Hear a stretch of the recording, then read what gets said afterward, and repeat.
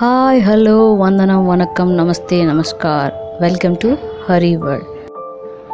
కోతి మొసలి కథ. పూర్వం ఒక నదీ తీరంలో ఒక చోట ఒక పెద్ద నేరేడు చెట్టు ఉంది.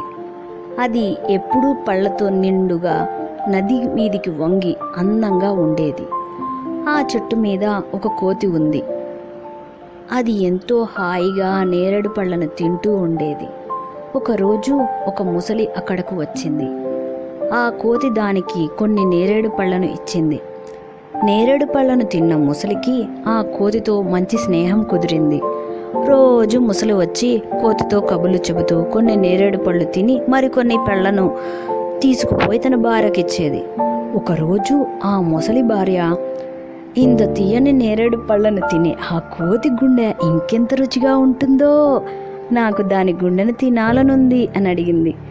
ఆ మాట విన్న ఆ మొగ ముసలి కోతి తనకు మిత్రుడని అతన్ని చంపకూడదని చెప్పింది. కానీ ఆ ముసలి భార్య మొండి పట్టింది. ఇక ఆ ముసలి చేసేది లేక తన గుండెను రాయి చేసుకుని కోతి గుండె కోసం బయలుదేరింది. కోతిని తన ఇంటికి విందుకు రమ్మని ఆ ముసలి బ్రతిమాలింది. తన వీపుపై ఎక్కించుకొని నీటిలో ఈదుతూ బయలుదేరింది.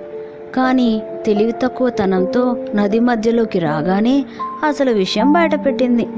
తాను అపాయంలో చిక్కుకున్నట్లు కోతి గ్రహించి తెలివిగా, అయ్యో మిత్రమా, ఈ విషయం నువ్వు నాకు ముందే చెప్పుంటే నేను నా గుండెను చెట్టు కొమ్మకి తగిలించి వచ్చాను. మనం బయలుదేరేటప్పుడు చెబితే నాతో పాటు తీసుకొచ్చేవాడిని కదా అంది. అప్పుడు ఆ ముసలి ఆ కోతిని తిరిగి నేరేడు చెట్టు దగ్గరికి చేర్చింది.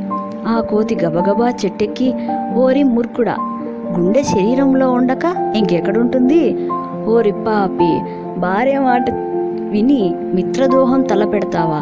నీ మాటలు ఇక నమ్మను, నీ స్నేహం ఇక నాకు వద్దు, నీ దారిన నువ్వు పో, ఇక ఇక్కడికి రావద్దు అని ఆ ముసలికి చివాట్లు పెట్టింది. మంచి స్నేహితుని కోల్పోయినందుకు విచారిస్తూ ముసలి వెళ్ళిపోయింది. నమ్మిన వాడిని మోసగించడాన్ని మించిన పాపం మరొకటి లేదు.